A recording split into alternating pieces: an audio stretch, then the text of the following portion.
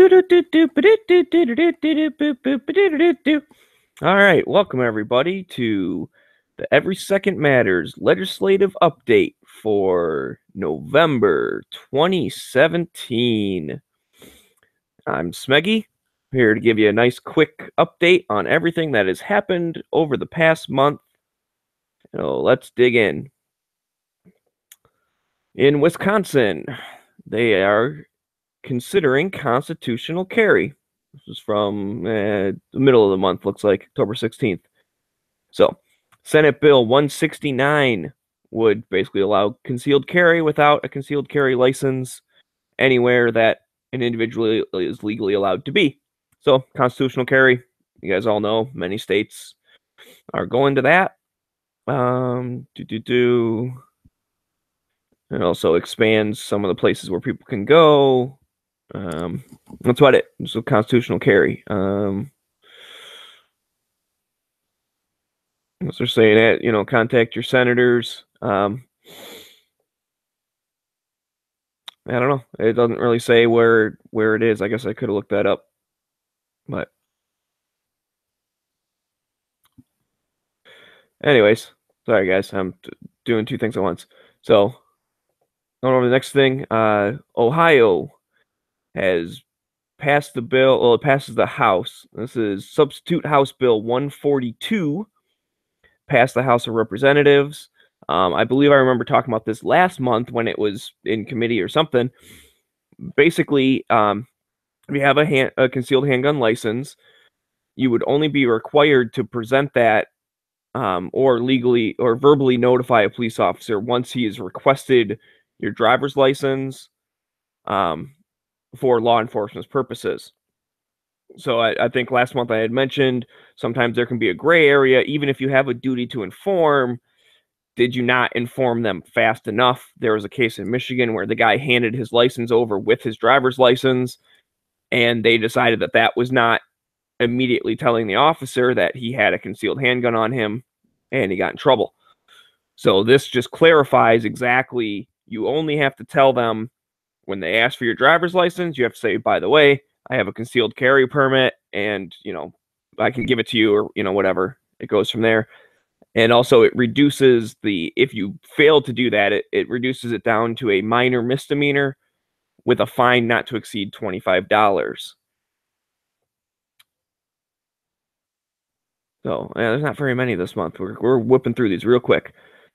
So Illinois, trigger modification ban fails. Hooray.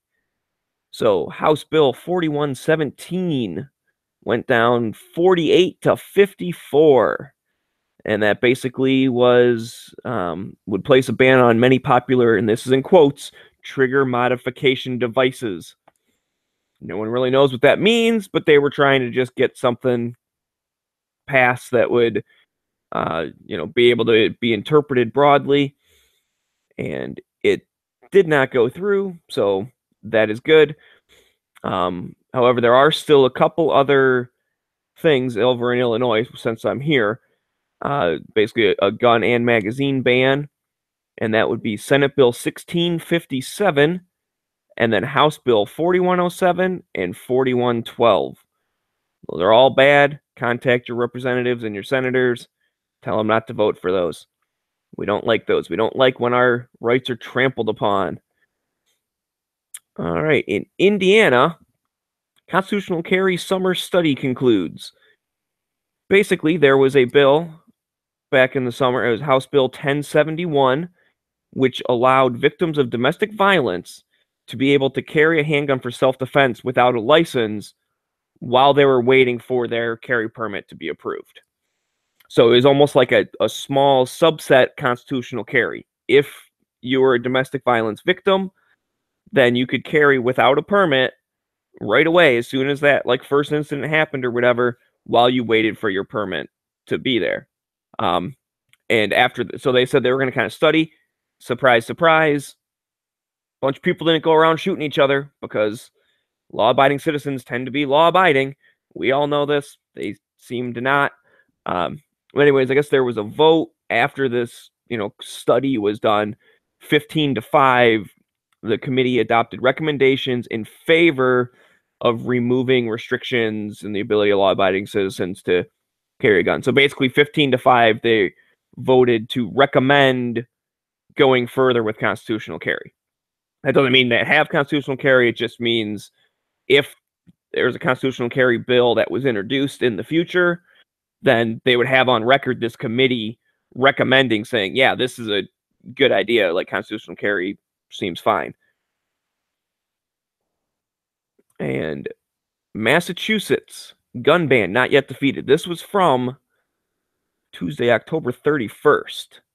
So basically the committee is assigned to reconcile differences between two appropriation bills containing gun control language.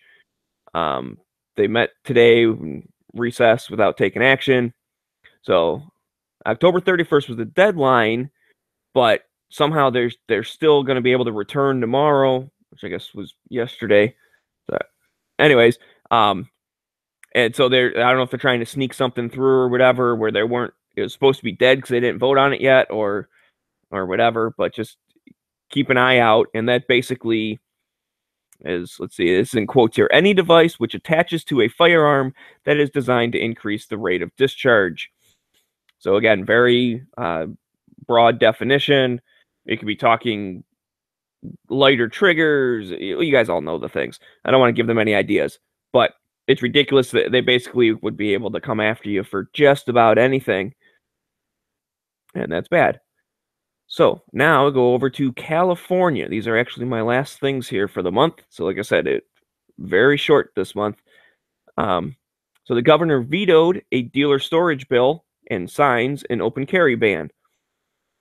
So Senate Bill 464 was vetoed, and that basically would have made new mandates for storage of FFLs, gun stores. I don't think it was for private citizens.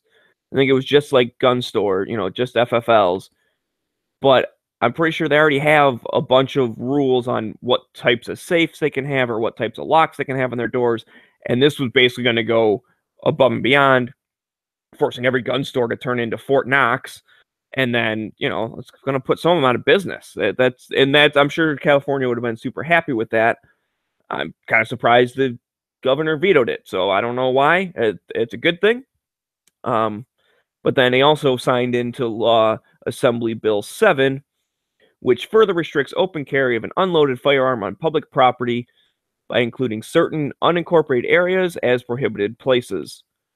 So they already have a ban on open carry for loaded guns.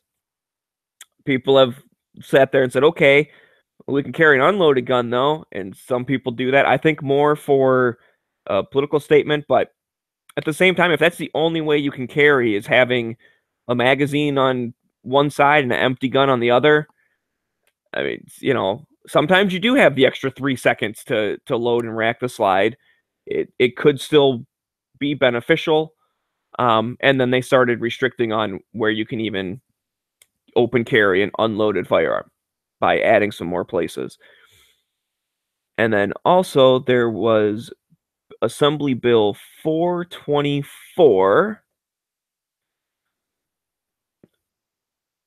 and that was signed the following day. Okay, so those first two were on one day, and then the following day, which was the last day of the deadline, then he signed Assembly Bill 424, which removes the authority of a school district superintendent or equivalent person from providing written permission for a person to possess a firearm within a school zone.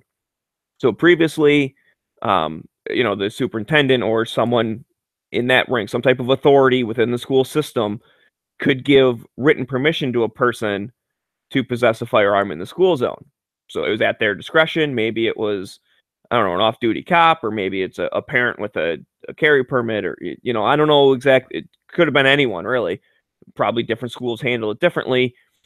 And they decided that, nope, you guys don't know best for your own school zone, so you can no longer give exemptions to anybody. And so basically taking power away from the school superintendents. And the people that would have boots on the ground, knowing exactly what their school district is like and if that's okay or not. So, anyways, that about wraps it up for me. If you guys know of anything, leave comments, or more importantly, join in on the Every Second Matters chat today. I'm not 100% sure what time it will be. It will be later today, though. Hopefully, this segment will be played on that show, and bring your comments and ideas and any information you have. Thanks, everyone, for watching.